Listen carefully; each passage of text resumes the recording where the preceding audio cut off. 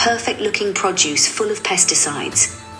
Education can save you from buying the wrong produce. Stop consuming the dirty 12, the usual culprits. Knowing what produce to buy is the secret to staying clean.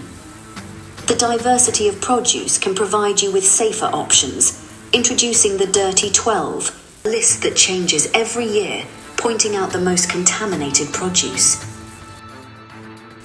This year, strawberries, kale, collard, mustard greens, spinach, peaches, nectarines, pears, apples, grapes, bell and hot peppers, cherries, blueberries and green beans make the list.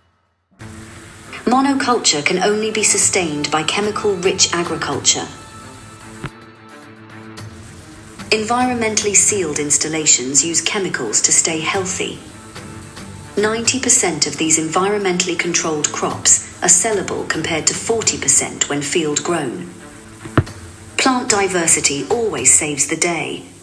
Growing diversity keeps you and your garden healthy.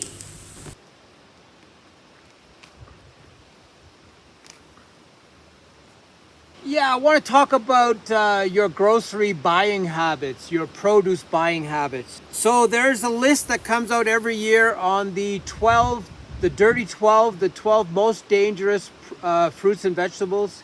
And it's almost always the same culprit. I have them listed up front: strawberries, apples, pears, leafy goods, leafy produce. So if you don't feed those dirty 12 to your family, it'll make a big difference on how much pesticide and chemicals they're taking in. So it always goes back to diversity and plant biology. And what I mean by that is there's certain, let's call them encapsulated fruits that are protected on their own. They have onion skins, they have orange peels, they have pineapple shells, they have banana peel. These fruits and vegetables have a protective mechanism that is genetically built into their makeup. So they already are less prone to disease. They are less prone to, let's say, drought. They are less prone to being attacked by viruses and pests. And what that means is if you're, let's say you're growing massive fields of bananas, you have to pay less attention to them. They still spray bananas like crazy, but what happens is that protective shell makes it a lot easier for growers to get away with possibly less chemicals. I always worry about this idea of adding preservatives to fruits and vegetables. Probably the best example, or the best examples, are tomatoes and bell peppers. I do not know what they do to those bell peppers, but you can't even compost them. They're that full of longevity. So the next time you go shopping, think about plants that have sort of a self-built protectionism, where they can actually look after themselves. There's lots of stuff that grows underground. It isn't so prone to being attacked by anything else, because it's just so protected in the ground. Carrots are a good example for that. Onions is another good example. So there is a top 12 list, and then there's a top 20 list. And the top 20 list is avocados, sweet corn, pineapple.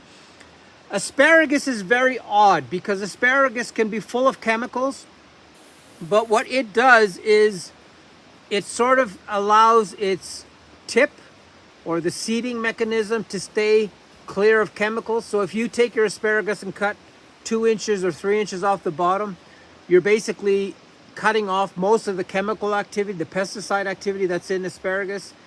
So do a lot of research on what plants are less vulnerable to disease and need less chemical activity by the farmers that are growing this food. So that's a really good thing to look into when you're buying your stuff. Mushrooms are very interesting. They are very self-protective as well. They don't need as many, as much chemical supervision. Anything that has that hard shell, the watermelon, the orange, the lemon, anything that sort of is protected on its own, very good to consume. There is this scenario where something is picked in September, October, and then it's stored in these gas or air oxygen less buildings, and that process of keeping them looking beautiful is very, very intimidating if you're going to buy that type of produce. So you've got to be very aware of what's going on. The right produce for your family. Don't pick the strawberries because your kids love strawberries or whatever it may be. Detach yourself from the real desires that your family has. Look more at it, what is good and what has less chemicals because of the genetic makeup of these plants. The cabbages and cauliflower, they have a very particular attribute as well. They constantly relieve this gas, and it sort of puts like a cloaking mechanism around the cauliflower and the broccoli and those types of plants, because they release these gases that are very unattractive to pests and viruses. So if you do your plant biology, there's lots of little tips and tricks what you can buy, and the chances of it being more organic and less full of pesticides is again based on the diversity of the plants and vegetables that are offered to us. This built-in mechanism of being less vulnerable is the food groups that you need to go towards to avoid this infestation of pesticides and even fertilizers and chemicals. It's a very dangerous time. Growing your own food is obviously the best option because you know what you're up against or what you're growing and how you're growing it. But if you have to buy stuff, avoid this top 12 list. Go towards the list of, sweet corn is encapsulated. Try to buy as much as you can that's really nicely encapsulated, and you and your family will do a lot better on the health front.